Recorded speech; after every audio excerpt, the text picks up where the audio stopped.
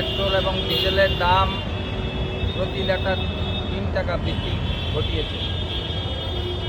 আপনারা জানেন কিছুদিন পূর্বে কেন্দ্রীয় সরকারের নির্দেশে 900টি জীবনদায়ী ওষুধের দাম বৃদ্ধি করেছে এবং রান্নার গ্যাসের দাম 1 টাকা বৃদ্ধি করেছে। আবার বাণিজ্যিক গ্যাসের মূল্য প্রায় 1000 টাকা বৃদ্ধি করে তার দাম 3000 টাকা ঘটিয়েছে। আপনারা জানেন বাজারে আগুন লেগেছে, অত্যাবশ্যকীয় পণ্যের মূল্য হু হু করে বাড়ছে, সরকার নিয়ন্ত্রণ করতে পারছে না, জনগণ দিশেহারা, রুচি রোজগারহীন দেশের কোটি কোটি মানুষ আজ দিশেহারা, বাঁচার কোনো পথ পাচ্ছে না। এই অবস্থায় সরকার আবারও পেট্রোল ডিজেলের দাম বাড়ালো, আবার জিনিসপত্রের দাম বাড়বে।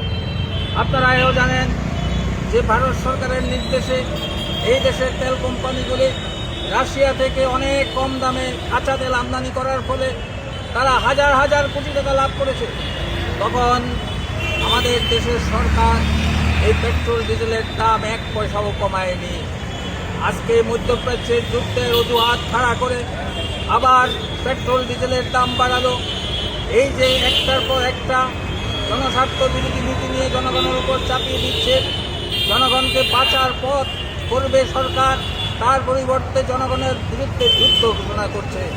আমরা এসইসিআই কমিউনিস্ট দলের উদ্যোগে সারা দেশে এই জনবিরোধী সিদ্ধান্ত পেট্রোল ডিজেলের মূল্যবৃদ্ধি প্রত্যাহারের দাবিতে আন্দোলন গড়ে তুলছি।